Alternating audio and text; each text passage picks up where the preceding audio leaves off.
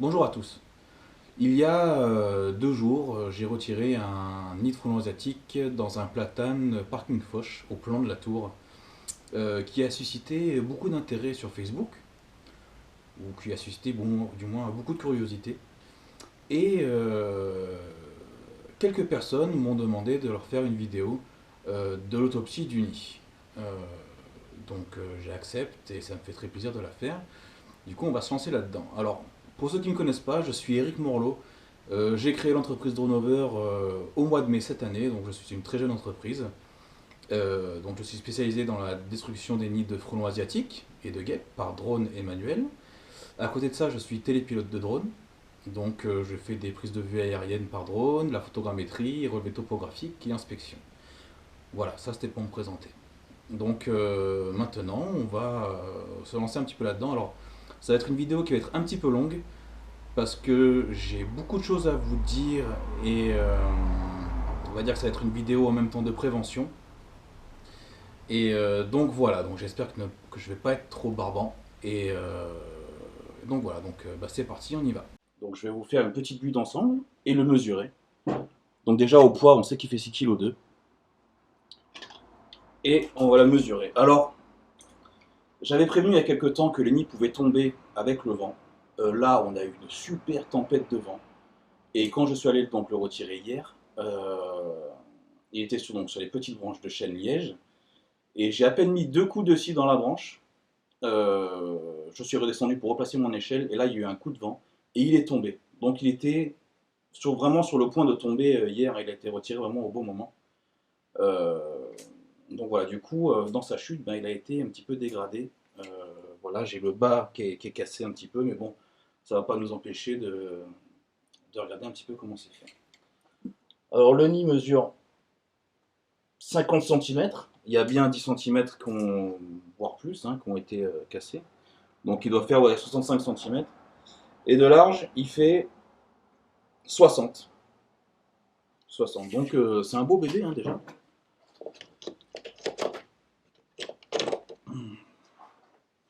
Donc il y a plusieurs choses à dire sur ce nid. Euh, sur le nid qui avait Place Foch, qui était dans un platane, vous avez pu remarquer la couleur un petit peu jaune. Il ressemblait vraiment beaucoup à la couleur de l'arbre, du platane. Et c'est normal parce qu'ils se servent de ce bois-là pour construire leur nid. Donc l'essence du bois de platane, ils s'en servent pour fabriquer leur nid. C'est ce qui a donné un petit peu cette couleur jaune. Sur celui-ci, il était sur un chêne liège. Du coup, il a la couleur du liège. Et là, on voit beaucoup de choses intéressantes parce que il était au bout de petites branches d'arbres. Il était vraiment beaucoup ballotté par le vent.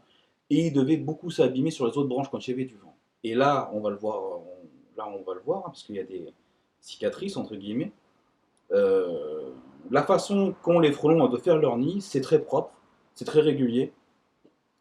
Et ils alternent entre le bois tendre et le bois dur.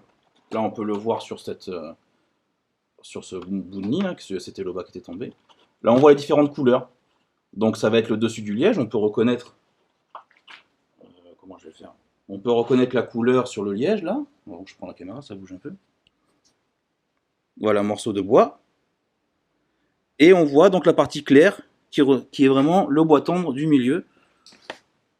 Vous voyez, on reconnaît les couleurs et on voit comment ils alternent et comment c'est vraiment ordonné et vraiment bien fait. La partie que j'ai dans la main, là, qui recouvre le nid, c'est un isolant. Vous voyez l'intérieur. Donc le blanc, c'est le produit que j'ai injecté dedans. C'est un isolant au froid. Et regardez, ils font plusieurs cavités qui emprisonnent l'air dedans, hein, et ça leur sert vraiment d'isolant. C'est vraiment super bien fait. C'est vraiment super. Donc là, on voit le trou. Donc c'est un nid de frelon asiatique, évidemment. Je ne l'avais pas cité avant. C'est la seule entrée du nid, ça. Enfin, c'était.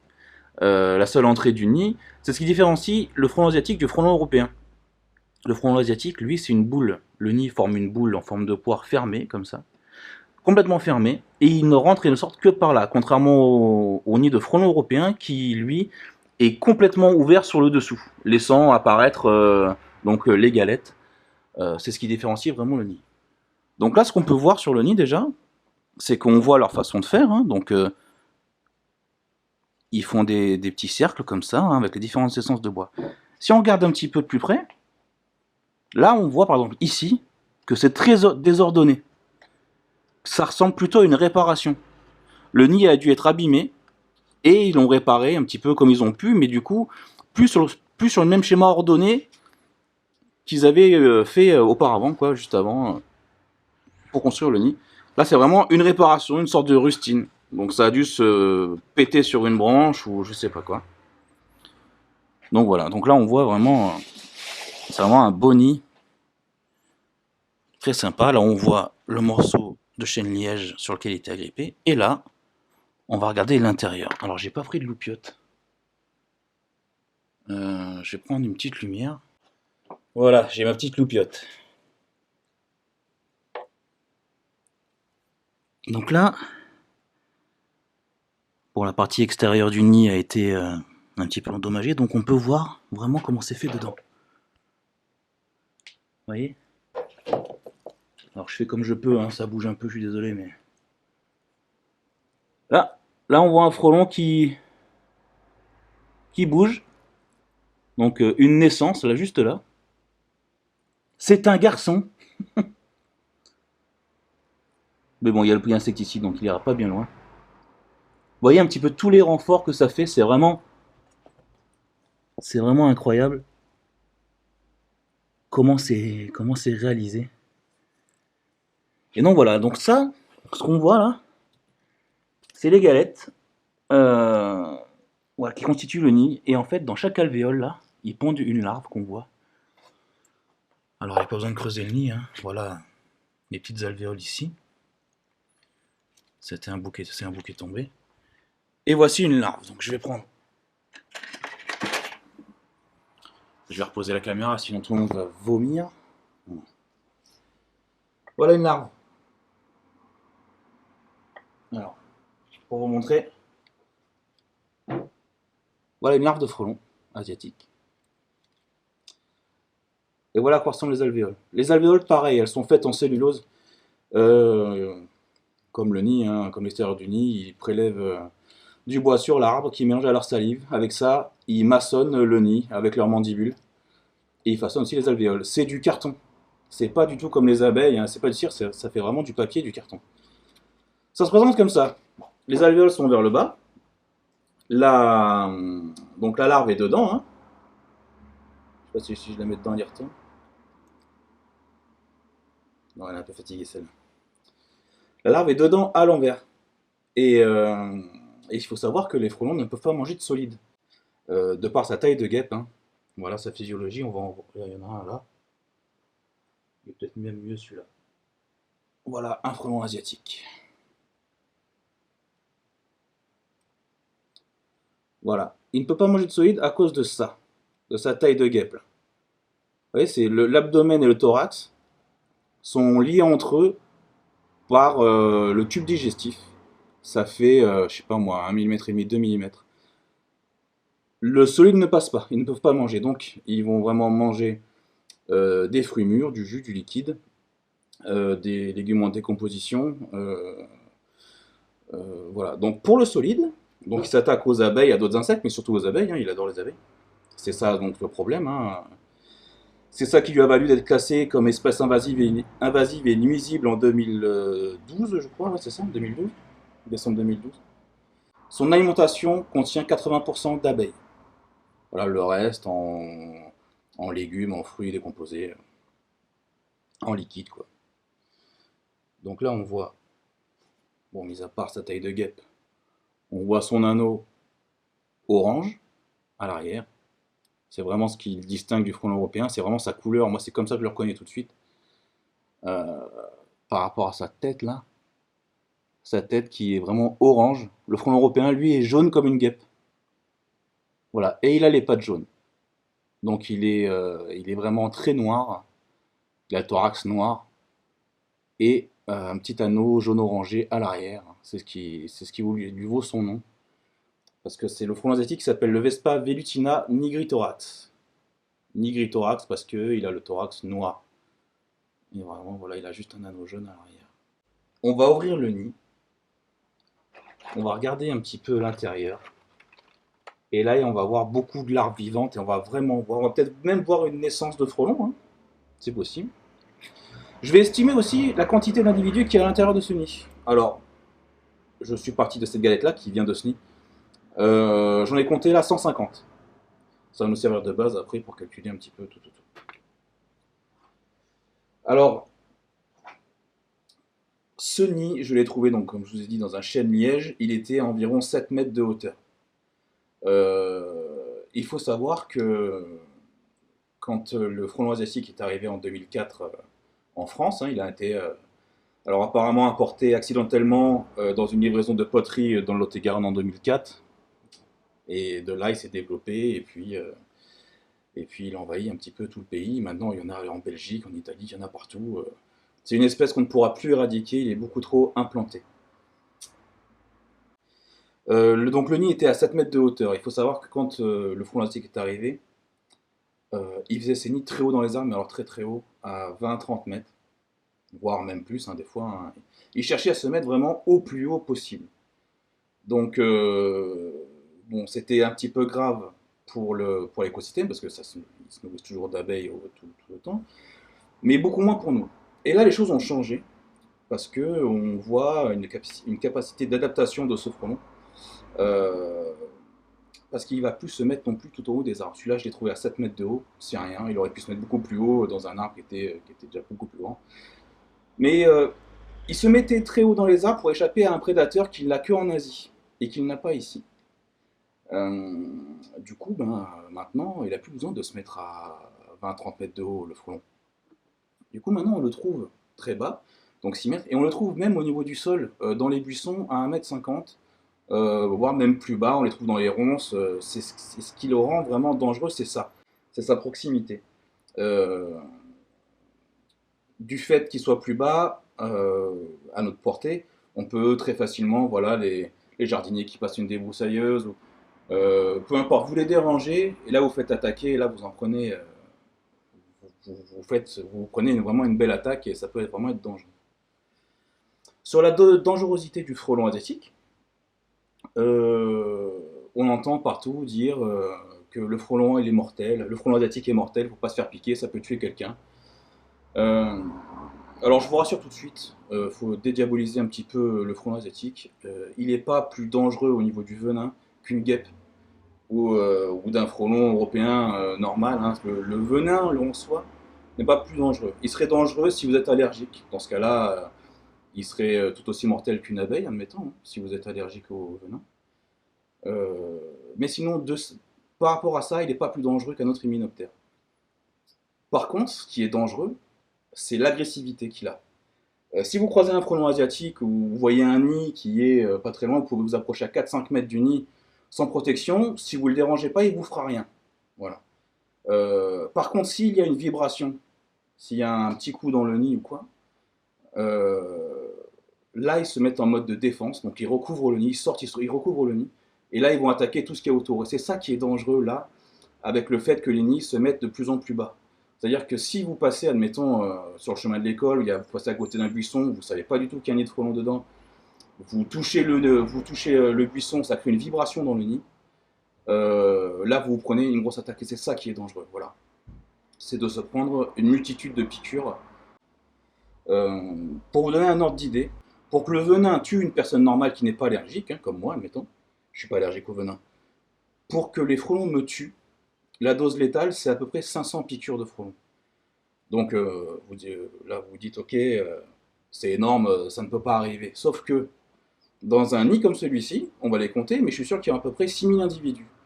Quand il y a une vibration qui dérange le nid, c'est 6000 individus en état d'alerte dedans. Et ils sont 6000 individus potentiellement qui peuvent potentiellement vous attaquer. Et là, les 500 piqûres, sur 6000 individus, c'est pas beaucoup. Parce que les frelons, ce n'est pas comme les abeilles. Euh, les abeilles, quand elles vous piquent, le dard reste planté, ça leur arrache le bide, et puis elles vont mourir ailleurs. Voilà.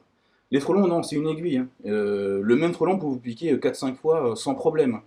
Donc c'est ça qui est vraiment dangereux, c'est la multitude d'insectes qui vient sur vous sur une attaque, et le fait qu'il peut vous piquer plusieurs fois. Là, les 500 piqûres, vous y arrivez très vite, donc il faut faire vraiment attention. Les nids qui tombent des arbres, qui tombent par terre, et c'est tout le nid qui est en état d'alerte, et qui attaque tout ce qui est aux alentours, il peut y avoir des accidents. En 2008, il y a eu un mort. En 2018, pardon, non, l'année dernière, il y a eu un mort dans le Lot-et-Garonne. Cette année, il y a eu deux décédés sur la région de Bordeaux à cause de ça. Euh, voilà, c'est dangereux quand vous êtes allergique, mais pas que. C'est dangereux même si vous n'êtes pas allergique. Il suffit que vous preniez, que vous dérangez vraiment un nid et que là il y a tout un essaim qui vous vient dessus. Bon, faut partir en courant très très vite, hein. Je vais vous donner un. Je vais vous montrer un petit peu comment les frelons se mettent en état d'alerte. Alors là, bon, bah, évidemment, tous les frelons sont morts, mais quand il y a une excitation, même les larves, elles s'activent, elles font du bruit. Donc elles font déjà un bruit à la base, c'est pour attirer les frelons, hein, parce qu'elles ont faim. Du coup, avec ce bruit-là, ça amène le frelon à amener un insecte en forme de boulette que les larves vont manger doucement, et avec ça, après, ils vont sécréter un liquide et les frelons vont se nourrir de ce liquide-là. Mais quand il y a une vibration voilà, dans le nid qui les dérange, et ben c'est tout le nid qui s'excite. Alors je vais me mettre là. J'espère qu'on va entendre. Je vais bouger le nid volontairement pour que vous puissiez entendre le bruit que ça fait.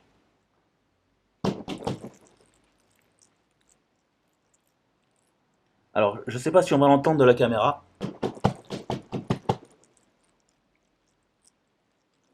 mais tout le monde s'excite. Alors ça fait un bruit plutôt dégueulasse.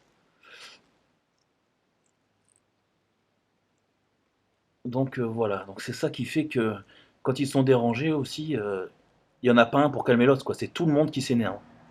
Et c'est cette agressivité-là qui est dangereuse. Bon, je vais arrêter de blablater et on va ouvrir le nid. C'est parti, j'ouvre. Alors la partie du haut est plus solide que le bas, hein.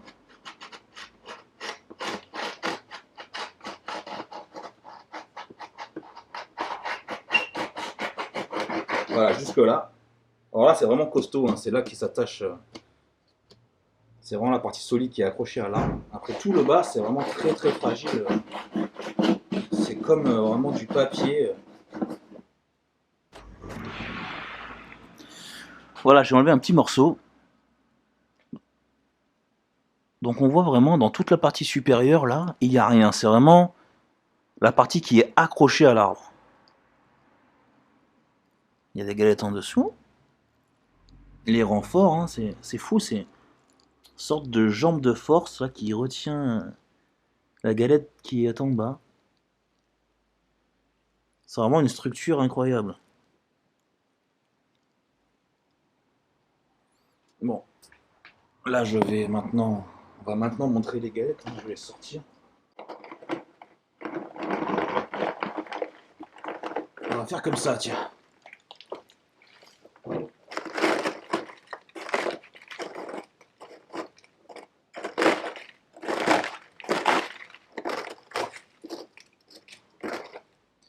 Voilà, alors là, ça va commencer à être dégueu.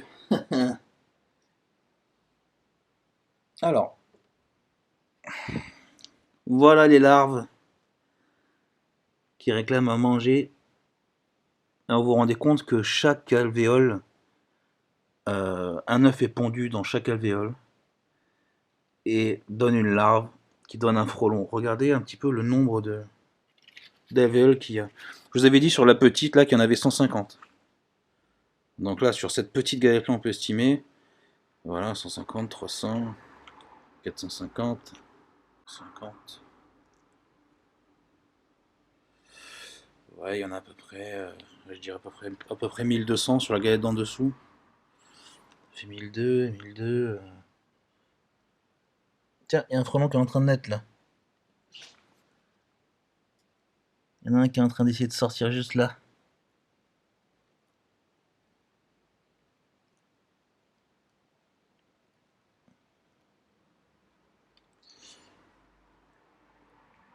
Ouais, c'est ça, c'est 2002, 2002, 2004.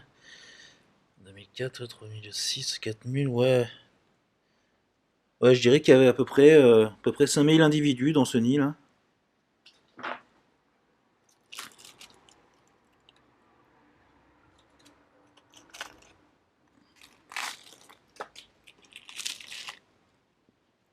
C'est dingue comment c'est foutu.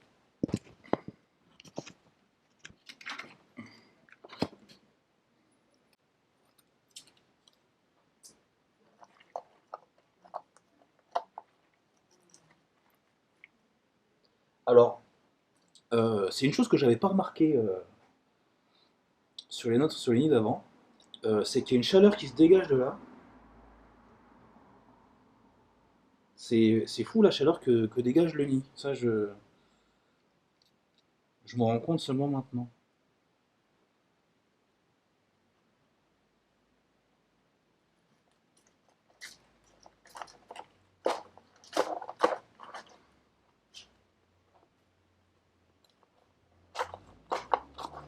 Et les renforts sont sacrément costauds.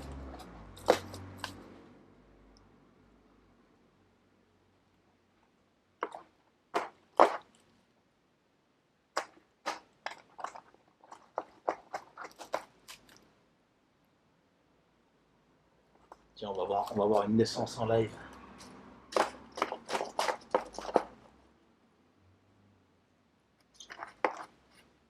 Il y en a un qui veut sortir. Oh putain, mais il n'y en a pas qu'un. Regardez ça. Bon, je vais prendre ma gazeuse à côté de moi au cas où. Hein.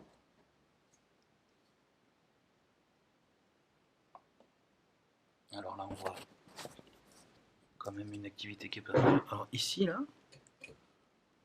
on en a un qui aimerait bien sortir. Là, même plusieurs, là, si on regarde bien. Regardez, là. Il grignote son opercule. Pour sortir, hein, oui. Il y a lui. Il y en a qui sortent déjà la tête.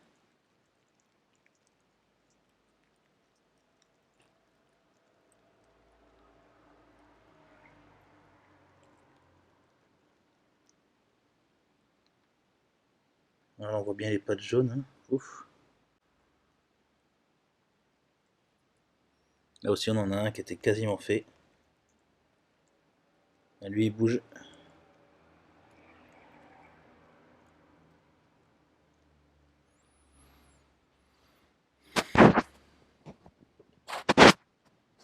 Alors il y en a peut-être entre vous qui vont dire mais il est fou celui-là, il y a des frelons qui vont sortir sous son nez.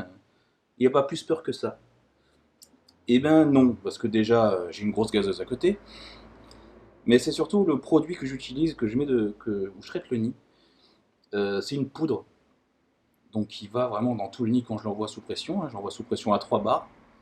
La poudre va vraiment partout sur le nid et se dépose vraiment partout, sur les alvéoles, là, sur les opercules, sur tout. Ce qui fait que quand les frelons sortent du nid comme ça, eh ben, ils vont forcément rentrer en contact avec la poudre que j'ai envoyée avant même qu'ils soient sortis du nid, avant même qu'ils soient sortis de l'alvéole, et voilà, ça va le tuer tout de suite.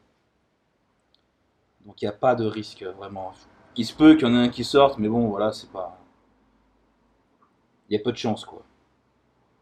Il y a vraiment peu de chance. Oui, alors le cycle annuel du frelon asiatique, euh, euh, il démarre voilà, mi-février. Mi-février, fin février, début du printemps. La reine sort, elle va fabriquer son petit nid, qui est tout petit, hein, comme une balle de golf. Et de là, elle va pondre ses petits œufs dedans, pas beaucoup au début, hein, une petite dizaine. Euh, suite à ça, donc les œufs vont donner des larves qui vont donner des frelons. Les frelons qui vont sortir, ça va être des ouvrières non sexuées.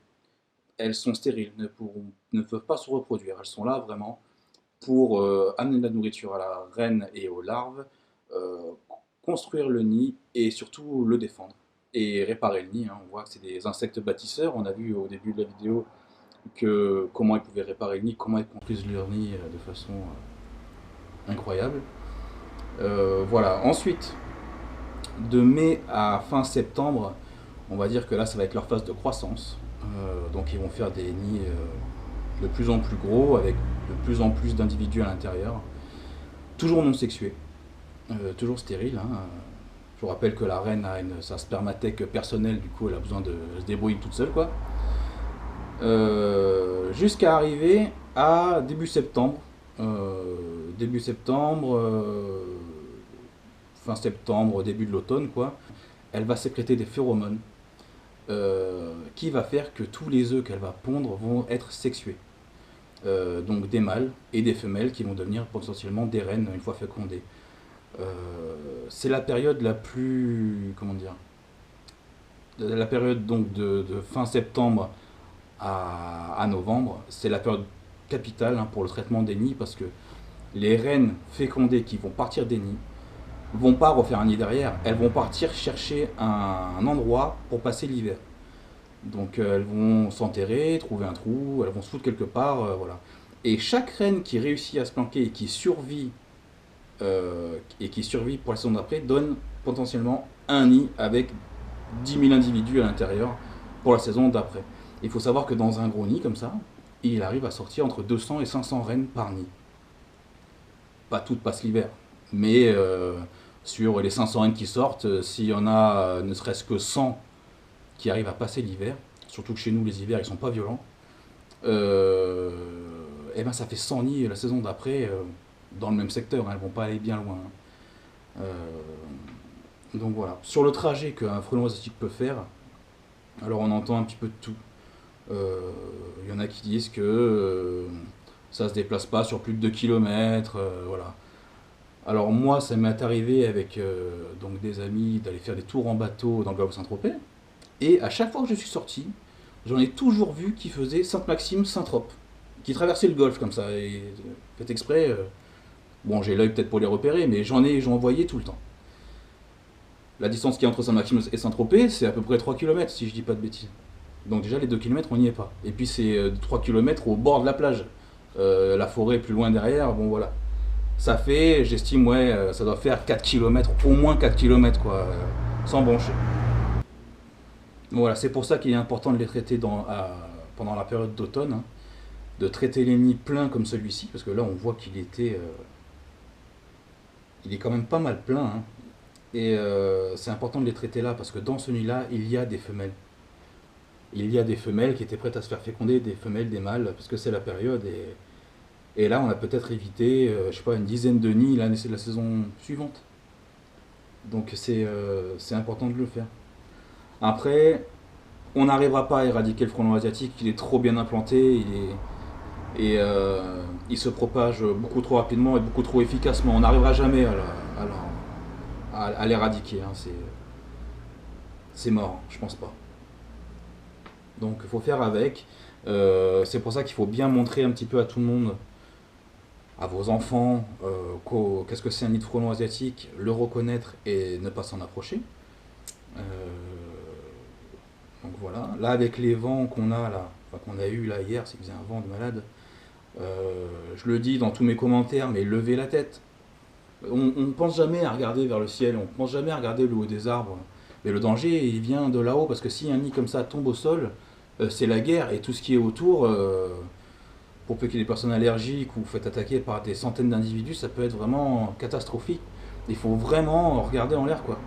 Regarder en l'air et autres. Faire attention aux buissons. Si vous faites du jardin, vous avez un jardin chez vous, vous avez des buissons. Un petit conseil, avant de tailler votre haie, tapez sur votre buisson avec un bâton et soyez prêt à courir, quoi. Si vous en voyez sortir. C'est ce qui le rend dangereux, c'est voilà, c'est qu'il soit bas comme ça, c'est vraiment un danger pour ça. J'espère que cette vidéo vous aura plu, donc oui, elle a été longue. Mais voilà, j'espère que vous en avez appris suffisamment pour vous prévenir un petit peu du danger, hein. Donc regardez en l'air, faites attention aux buissons. Et voilà, soyez prudents. Euh,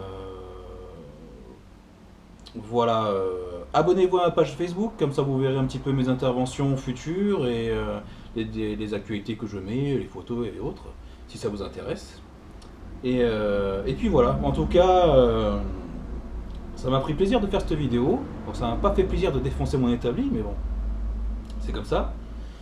Et j'espère que ça vous aura plu. Voilà, donc merci beaucoup et je vous dis à très bientôt. Au revoir.